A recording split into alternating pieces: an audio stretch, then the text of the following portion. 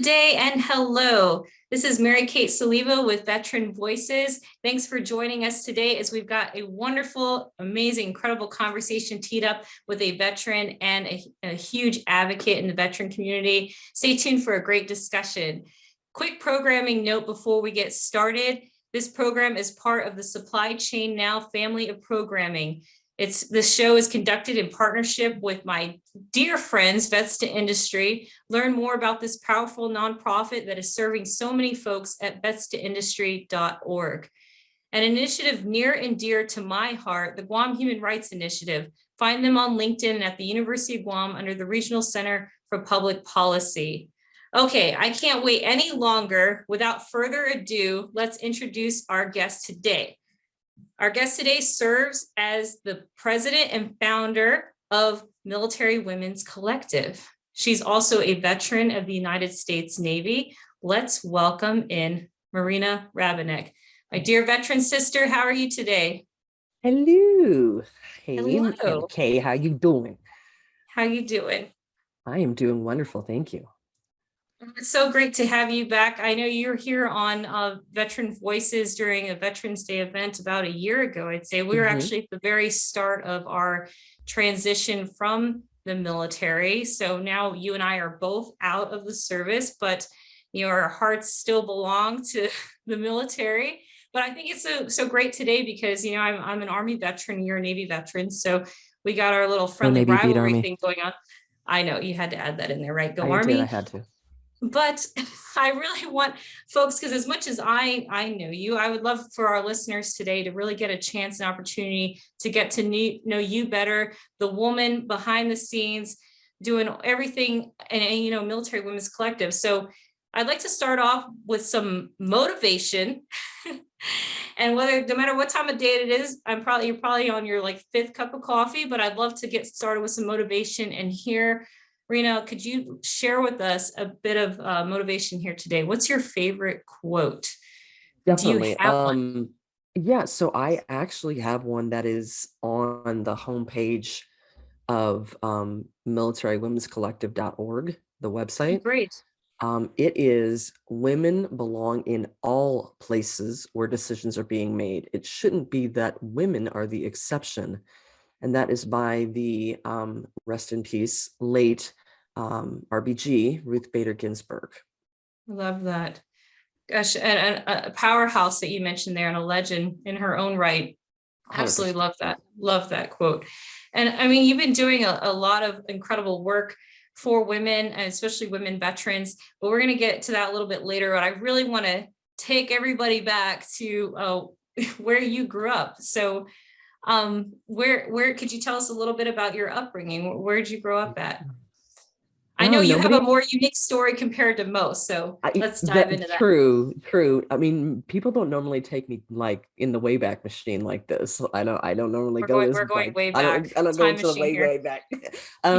So I was born in, near you actually, where you are right now. The District of Columbia. I was born in Columbia, Maryland. Because I know you're in Maryland now, and I was only there until first grade.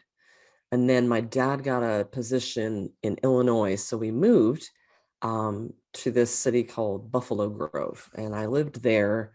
We were there for about first grade and a little bit of second grade. And then from second grade and half of third, for the first time, I moved overseas to Belgium. And so cool. So awesome.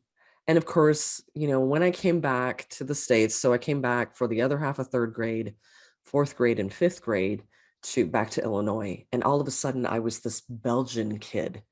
I'm like, y'all know I just went to another country and I came back. I'm still an American, sort of. My mother is French. But believe it or not, even though my mother is French, I didn't start learning French until we went to Belgium the first time at around the age of 7. So, my mom was probably like, yes. but yeah, Did people we went tell that back you and speak, like, how was your French then? Like when you did learn, could they tell whether you were, did you sound like a native speaker, or I did you have mean, an American accent when you speak French? when back then, no. And when I was living in Europe, no. I mean, now I probably do sound like an American trying to speak French because it's been so long since I've actually heard the native way of speaking that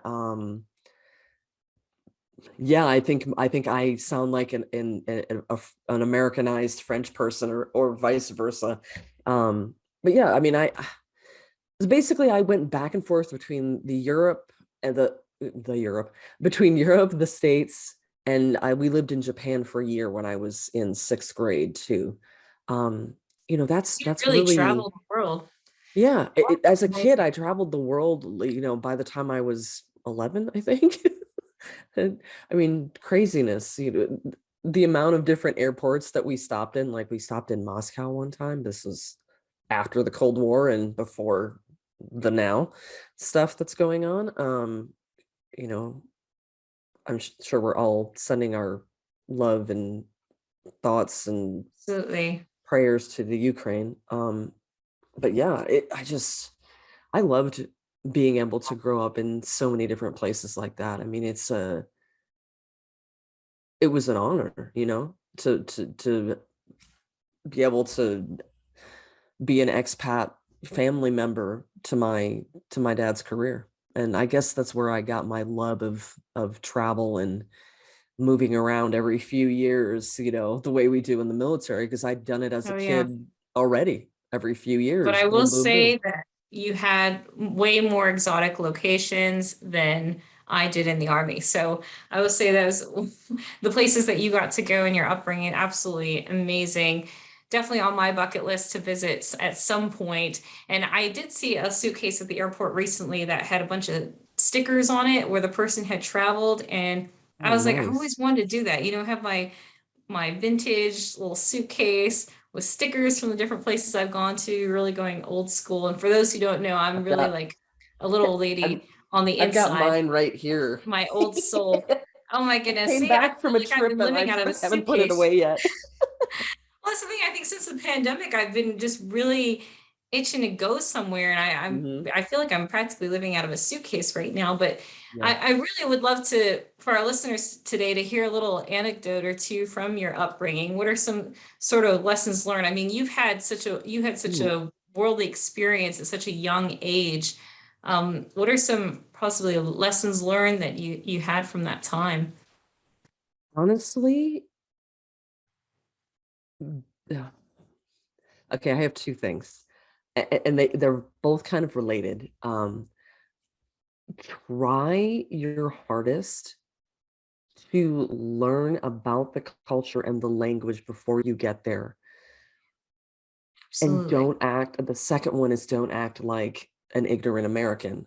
They're related. Do you see what I'm saying? Like, the what mm, it's a cultural thing. Like going over there and going over to any other country other than the US and assuming that everyone is going to speak English is not going to be the case. So trying to, speak the language, people in Europe, especially, they actually see that as a great thing that you're actually trying, to just assume that everyone speaks English is a fallacy. You know what I mean? Um, Yes. yeah, I mean, that's like a weird rabbit hole to go Despite down. having Duolingo or some kind of Google Oh Translator my app, gosh, Duolingo um, is so great. Yeah, Rosetta yeah, Stone. I mean, I have both of those because I was trying to learn back some of my Japanese that I was losing because I was stationed in Japan for over 10 years. oh my goodness. So I still love everything Japan. And so, I try I mean, luckily being in the Navy, sorry, my chair is very noisy. Luckily being in the Navy, I'm able to, or I was able to, gosh, I am able to. No, not in Oh yeah, anymore. now you have the past tense here.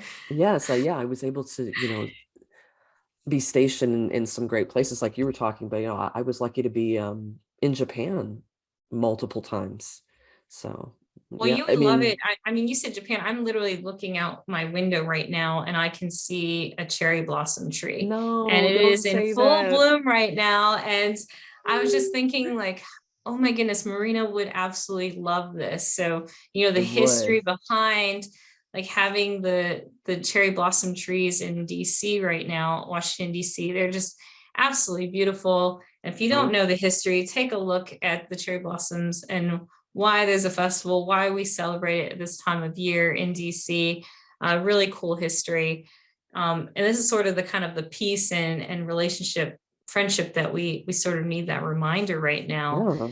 yeah. So I absolutely love that. And of course, like being from Guam too, we come across like a lot of folks from Japan, a lot of citizens from Japan, and just absolutely love. I mean, we could go off on a tangent talking about the food, one of my favorite cuisines, but I'm going to bring us back to talk about your time in the uniform. Like you say, growing up, you had that experience being a world traveler. I can't see why you wouldn't pick the Army to where you could get stationed in the middle of nowhere. But the fact that you chose the Navy, you really wanted to broaden your horizons, so to speak. And so tell us a little bit about your time in the uniform. We know you served in the Navy, but what did you do? Where did you go? Let's share all of that. Okay. Well, yeah. So the reason for joining the Navy was my mother said, with a first name like yours, you should join the Navy. And I guess I took that to heart. Yeah, I that's really love that. When you first told me that, I was dying. I just, well, hey, gosh, the my name, so Marina, the Latin root of Marina is Marinus, and Marinus means of the sea, and what which is color is probably your why I hair right like now? the ocean and swimming and all that stuff so much. Can you It's tell people what color your hair is right now for those who can't see you? it's like teal and blue. Oh my goodness. So Like yeah, a but just like the mermaid. ocean, very nautical, very you, very Marina. And Yes. goodness, I mean, and you already went to so many places. You mentioned Japan. Yeah. But what are some locations that really stick out to you from your career or maybe even where, because you were on a ship, correct? Yes, I was. Yeah. So by the end of my Navy career, I had been on three, been stationed specifically on three ships.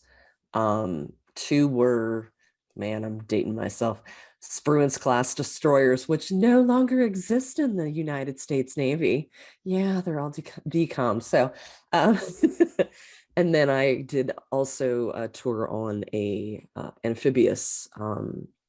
It's called an LHD, which is basically it's a small version of an aircraft carrier. It's for uh, mostly helicopters or helos, as we call them in the Navy. Do you guys call them helos in the Army too, or you call them like choppers? Well, now you're making me think of Arnold Schwarzenegger. Get to the Get chopper. to the chopper. Okay, your impersonation is way better than mine. Oh my goodness. Well, I just, my thoughts just left my brain. There it goes. I'm waving goodbye to it. So, but when you talk about, you got to see all those cool things. I mean, you're on an amphibious ship, which means that did you end up working with a lot of Marines as well? Yes, yes. So Aren't the you, my aren't you last like the ship. taxi cab to the Marine Corps? Is that what it is? No, no, we're the Uber. Yes. Oh, So the every time it's Uber. the Oh, the Marine's Uber. birthday, every time it's the Marine's birthday, I always put a post up on LinkedIn and I say, a happy birthday from your favorite Uber drivers. Because, Navy people, we're the Uber driver. We just take them where they want to go. We drop them off, pick them back up later, and bring them to the next spot. I Wait, mean, that's really what we do on an amphib. So yeah, it it's it was fun though. I mean, one of the things that I remember about my very last deployment, which was back in 2015, man, I can't believe that's like 7 years ago almost. Um, we went, oh, I'm sorry. Yeah, I lost my train of thought for like a half a second there. We were steaming and we noticed another military ship out there. We come to find out that it was a French ship, and How cool. someone, does a little bit parlez-vous français, right? So basically they came to me because they knew people already knew that I spoke French. And they said, hey, we've got a French ship over here and we could do some cross decking, do some tours and stuff. And what I ended up doing was looking, because I was one of the training officers, and I looked to find out who spoke French, because we had a list of, the languages people spoke other than English. Boom. I could bring a list of people up. So I found all the French speakers, got them all together. We ended up doing tours for the people from the ship, from this French ship. It was called the Cassard. Okay. And oh my gosh, so much fun. And after they came to see us, they said, hey, we would like to bring all of the translators, plus if you have some other people that want to come. They did the same thing. So we went over to their ship. Now, there's something that almost every other country's naval service does that the US does not. They No, it's allow not. drinking at meal times.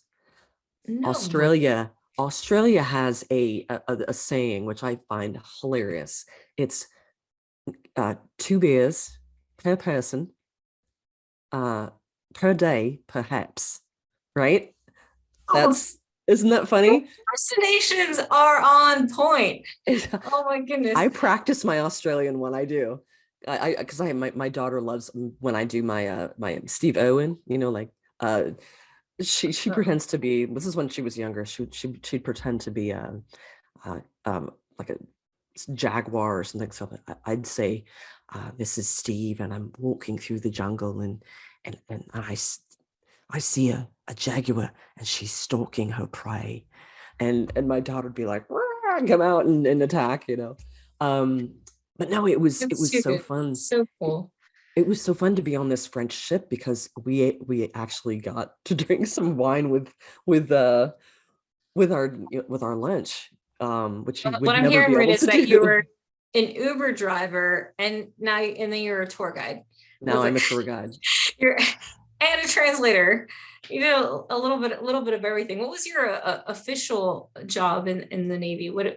What's the Oh, gosh, trying okay. to think of like our So military occupational specialty. Did you have different ones during your time in service? So the Navy is completely different from all the other branches, where you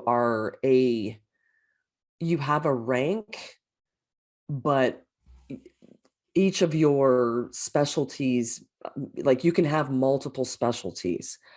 Right. With the Navy, right? Like you can change your MOS and be different things throughout your career, right? Oh my gosh, I almost knocked my drink over. But you all wanted to be completely different from everybody else and decided to not do that. Yeah, I remember with your well, you didn't have the official title of Uber driver I or didn't. French No, no, translator, no. but you did have the job of what? Say when you first came in.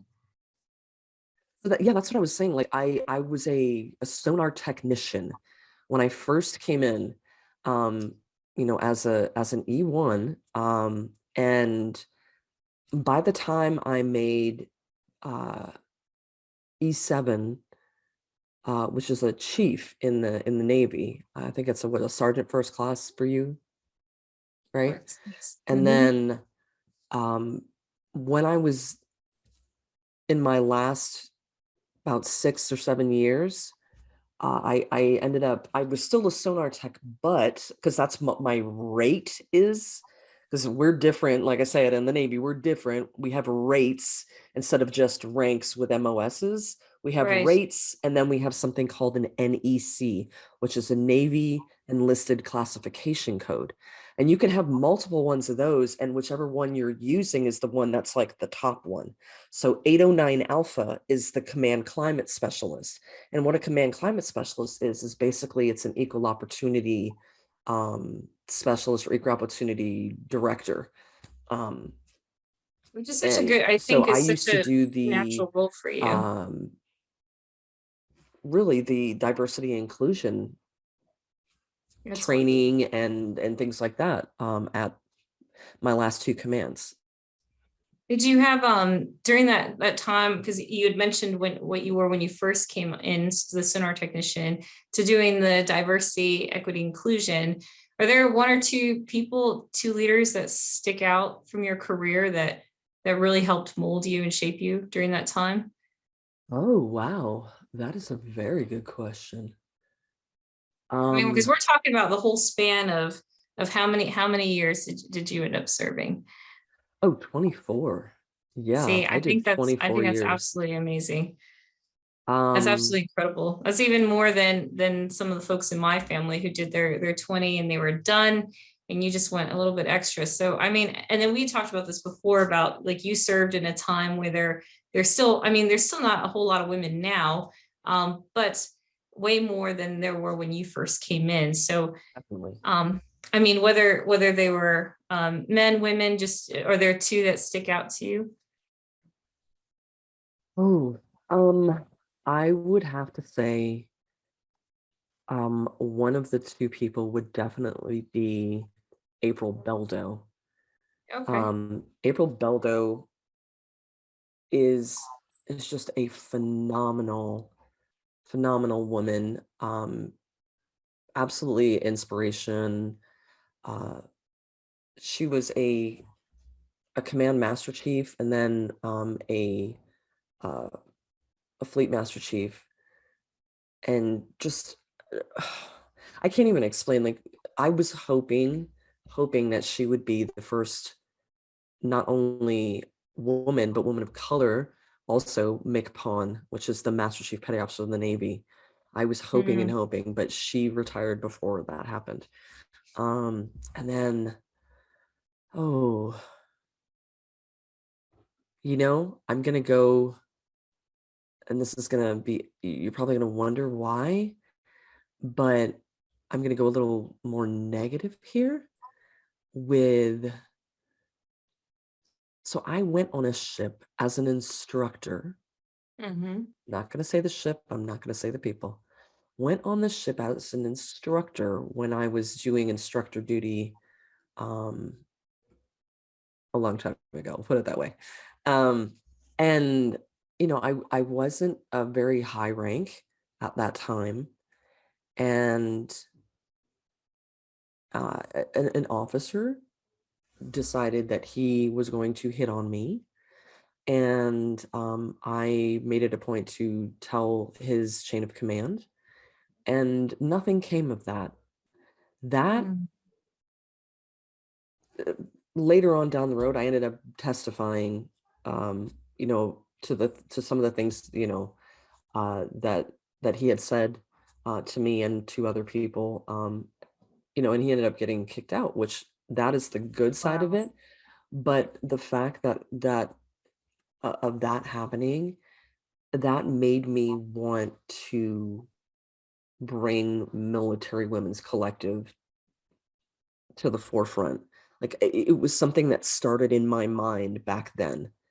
And this is, probably almost 20 years ago. That's crazy. And it was something that, women shouldn't be felt, it shouldn't feel like they're invisible. They shouldn't feel like they're not being heard.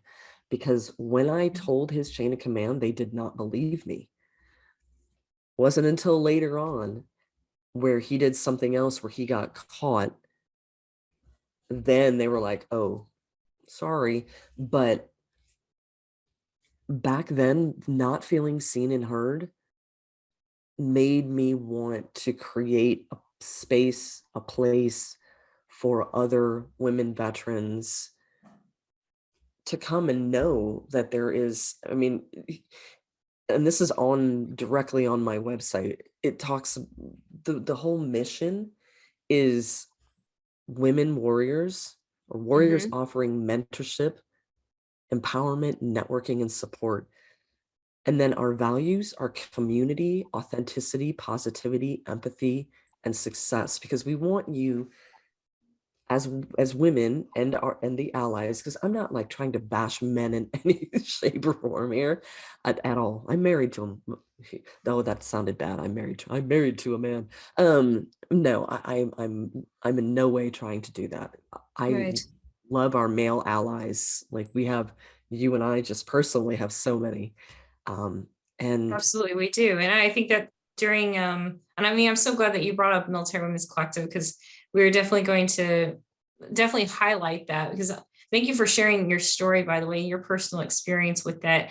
And unfortunately, I have heard other stories where women have felt that they weren't heard. And you and I've had numerous conversations about this. So um, if you were addressing a room like during the transition, you would address and mentored numerous people even before you even got out of the Navy, before you even took off your uniform. You were sort of leaning back, reaching back, saying, let me help you. I'm here to hear you. I do hear you. And you did that for me numerous times during my transition from active duty. So to go back to like what you were saying about the values Military Women's Collective, like if you were to talk to a room full of transitioning service members now, what are some things that you would like to say to them? Maybe perhaps they're wow, listening in right now, and what would you like to say? I mean, there's so many resources out there. Um, I mean, do you want me to list any? Can I do that? Or, I mean, there's just there, You absolutely can. Because I know that you and I've gone through numerous ones. I was thinking about what you were saying to not feeling heard. And I think that during the transition, we sort of go through that, the doubts about what yeah, we're capable of doing, and we have this whole identity that we're still working through and trying to figure out what our next purpose is, our next mission is. And so knowing that we're not alone in that, I think is huge. And you touched on that, about that community, and like we're warriors internally. We raised our right hand to serve, but we're like the sheepdogs. We're the protectors, the defenders. We're right. selfless, patriotic, but it doesn't mean that we don't need help, and that we can't admit it's okay to ask for help Absolutely. and to And get that help, honestly, that right? was really what, when you asked me the question about Yes. what I would say to them, is to ask for help. Ask for help and start the transition process from the military at minimum 2 years out. And I know, like, especially the younger, like for me, younger sailors, right? I know they're not thinking about that, because maybe they're thinking, I'm just going to do 4 years and then I'm going to get out. Yeah, but what are you going to do when you get out? At 4 years, you don't get a retirement. Y- There's, are you just going to go home and live with your I mean, not live with your parents? Or are you going to go home and find a place of your own because you budgeted your money correctly? That I mean, that's a huge thing too. Make sure that you pay down all your debt, or as much as you can, before you get out. And this That's goes great more advice. towards, like, I mean, obviously, uh, it goes to everyone, but I would say more towards people that are like retiring, because, well, gosh, no, it really does go for everyone, because when you're retiring, yes, you're going to end up getting some money coming in. But if you're not, uh, and you're just getting out after, one enlistment, then the only way you would end up getting any kind of compensation would be if it was a medical retirement or medical separation. So, um, And I'd love to add mentorship in there too, yeah, because I it's just on mean, top of everything that you're saying. You were one of the biggest mentors that I had in my transitioning. You hadn't even transitioned fully out, but I mean, you and I both connected with so many people that were already, they already successfully navigated the transition. They were already out. Some of them had never served before as well, and so I think that, again, just that camaraderie piece, that sense of community, that sense that we're not alone is so important.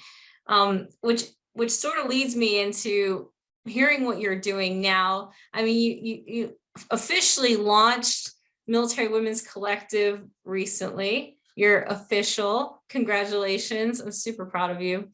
Could you share with the listeners a little bit about what you're doing now, and a little bit about this incredible new organization that you just founded? Yes, definitely. So what I am doing now, um, well, actually, I guess I can announce something that I Oh yeah, just I'm ready. that I okay. So I just actually accepted an offer to be the regional director for the West Coast for 4 Block. Um, which is whoop, whoop, whoop, very exciting. I'm super happy. Um, and then, like you said, of course, I did launch. Excuse me, as I'm. um, excuse me. Let me drink a little bit of my water real quick.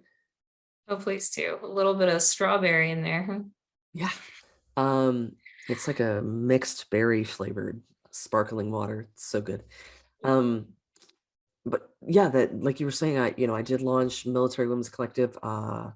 Officially, we got our 501c3 earlier this week, and then yesterday we went to our first event. And then, tomorrow, so this is well, let's see what March 20, actually, no, not tomorrow, today, March 24th, we're doing an event with Vets to Industry for their Diversity, Equity, and Inclusion series. And then in June, we're looking to do a Women Veterans Day. So June 12th is Women Veterans Day. It was the day that President Truman signed the Integration Act saying that women could serve in the military. And so we're going to be doing a virtual and an in-person event. Virtual event is going to be a panel moderated by myself. Um, uh, and I'm really excited for, future events to take place. We're looking at creating some scholarships, um, and also working with homeless women veterans. So yeah, and all of this came about, from talking with you and from other people that, we are friends with, and I ended up deciding to going back to school because of everything that we're doing with Military Women's Collective. Um, yeah, I ended up going. So I'm to the Bush School of Government and Public Service, and I'm doing the Executive Masters of Public Service and Administration with a nonprofit track. So, whew, that's a Absolutely mouthful perfect. right there. Congratulations on getting in as well. I know you had gone through that process and applied. And for all our listeners, mind you that Marina has managed to do all this. She hasn't even you just hit a year from retirement, like Yeah. really about a month ago, right? So Well, I mean, no, it was like 3 weeks ago. Yeah, 3 weeks March ago. 1st was my March 1st of 21 was my first quote unquote blue card day. It was because back in the day, retirement, when you retired, your card, it was this laminated blue card. Now it doesn't look like that, but yeah, March 1st of 21 or of 22. So March 1st of Hit 23, one which year. was 3 weeks ago. Amazing. Yeah. So now you started your own nonprofit organization. You're now running like West Coast side of the with 4 Block. Absolutely amazing. You're in school now. And so, the folks out there listening, like, how in the world am I going to manage it? Marina has somehow managed to find 40 hours in a day. She somehow figured it out and still looks well rested. I think it's absolutely amazing. I'm so proud of you because you and I started hand in hand. We've actually, by the way, have never met in in person. person. I feel like you've literally met everybody else in our network except for me. And Trying to Leslie, I haven't figure met that out. Leslie in person. Haven't met our the famous Leslie Coffey we were talking about, dear friend of ours. But the fact that you've managed to do all this in the last year, and from where we were in our initial conversations of just trying to think about what are we going to do, what's next for us, and even as we approach the nearing weeks to our last day on active duty, and we're like, where is that interview at that I've been waiting on? But as you can tell, we're still writing that book. You're still writing that, uh, quote unquote, that story, this chapter of yours New post chapter. transition, and it's just been an incredible journey for you. And so, for the you're located where now? Is Military Women's Collective going to just be focusing on West Coast, or where are you hoping to take MWC? So yeah, for now, we are focused more here on in California. Um, so far, events have been in Riverside and San Diego County, but with the homeless women initiative that I'm trying, that I not trying, but that I want to create, it's possible that it could reach into LA and San Bernardino County, which are the left or west of me and north of me. So, and then from there, who knows? I mean, I would love to go create chapters and, or, expand globally. What is it? What is it? You remember Pinky and the Brain? What are we going Yes. to do tonight, Um. Brain? What we do every night, Pinky. Try to take over the world.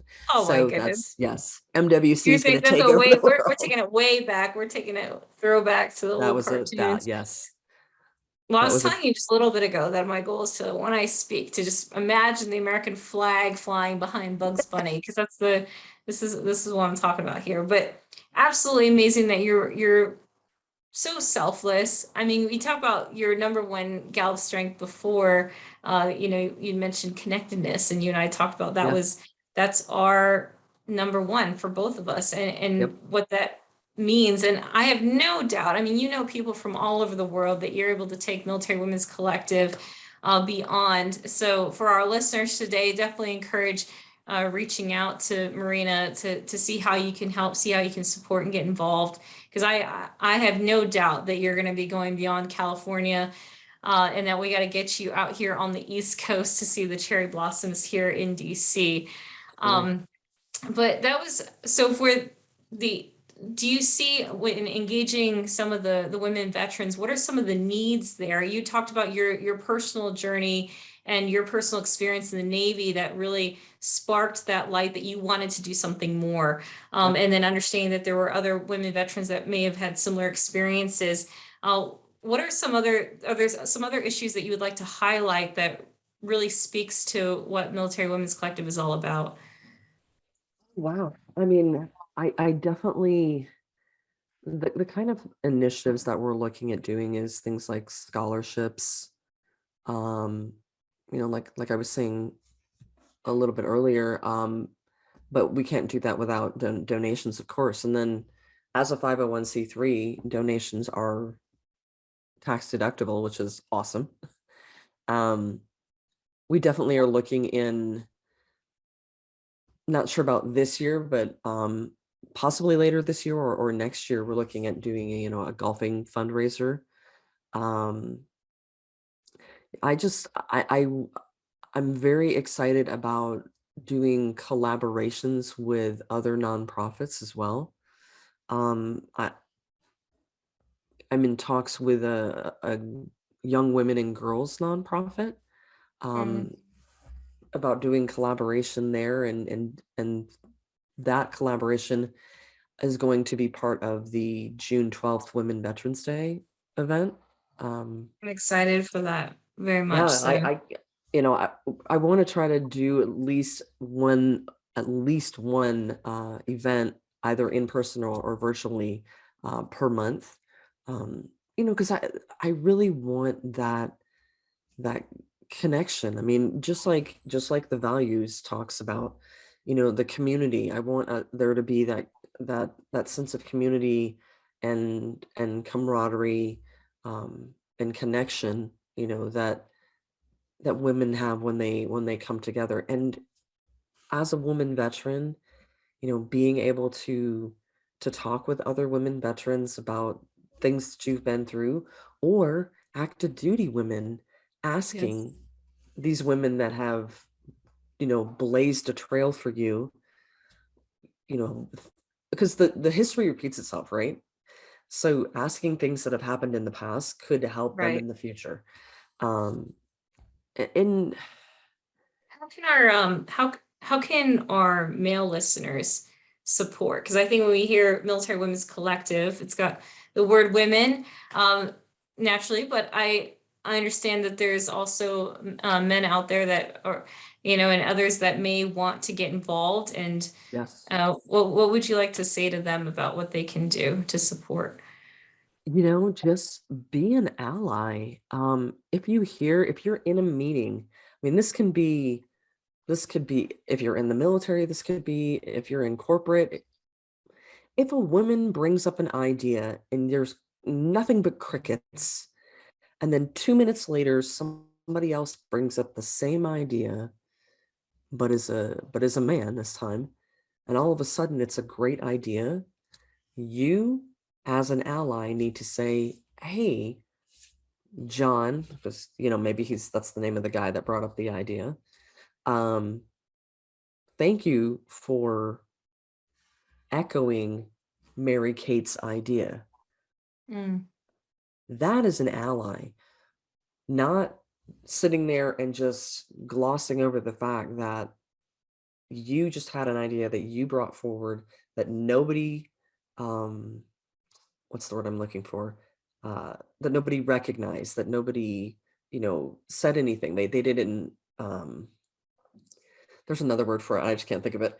yeah, it's like nobody else came up with it. It was that person's Right, idea. but they didn't acknowledge. That's what I was trying to say. They didn't acknowledge it, and it just kind of, nothing happened. And then the exact same idea, but brought forth from the male perspective, you know, that is the kind of thing that when you're in a meeting and no one stands up for you and you stand up for yourself and then people just laugh you off, that kind of thing wears down on a woman after a while, And so I want other women to know that no, you don't have to sit there and take that, you know what I mean? And as men, if you see this happening, please stand up for us and be our allies, because you do not know how much we appreciate it. Like, so much. That's so true. I think there's numerous, I love that you actually use the word allies. I mean, 'cause I don't think that would be common to think of it, of what Yeah, your ask would be. But I really like that concept of those out there who may not identify with what's going on, may not have a personal experience like what Marina's mentioning, but to know that you can be an ally and that you can speak up and be a voice, and that it's really powerful. It may not mean as much, but to that individual, it can mean a whole lot, make a huge difference. And I think even on teams where I've served on all male teams, which I have in my military career, yeah, just having that same here. acknowledgement, right, even by one. And it's not to say that you need that solidification, but if they're trying to take credit for something that's really your idea, it's like, don't doubt your capabilities, or like to find that voice to speak up. And I think there were Right. times, it wasn't until I've had strong leaders in the military that really helped me see through that and help me identify that, find my voice to speak up, say something. And I definitely think I take that opportunity. We talked recently about a female, a woman in the military, that she was in a ball of tears because another woman leader had actually kept scolding her, and belittling her and making her feel less than. And so it was like another thing about, on the flip side of that, of how as women we can empower other women. And I think with Military Women's Collective, you've really created that space to where women do feel empowered Right. to say, I actually do have something to offer and I can stand up and speak up and help mentor this other person. Absolutely. I mean, because it's so much about just knowing as women that we're worthy and we're enough, and we can do whatever it is we set our mind to. I know I sound like some kind of poster or something, but um But no, it's valid. It's a valid message, and it's something sometimes you might think, okay, that's obvious, next, but it really sometimes we need that reminder, mhm, and especially to not feel that sense of jealousy that somebody else it seems like they're doing okay and they seem to be balancing everything with perfect grace and they've got it all together and they've managed to put 40 hours of work into 24 hours and you're like they've got it together. But there's a lot behind smiles, in some cases, but people oh yes, being able to speak up and knowing that they have people, even if it's a small tribe, even if you have a small group, that that you could pick up the phone right now and know that you could call them right now in the middle of anything, they would drop it to answer that call yep, if you needed it. I think that's so important to have folks like that in your circle. And I know we've identified those people, and it's so important to get absolutely, through those down days.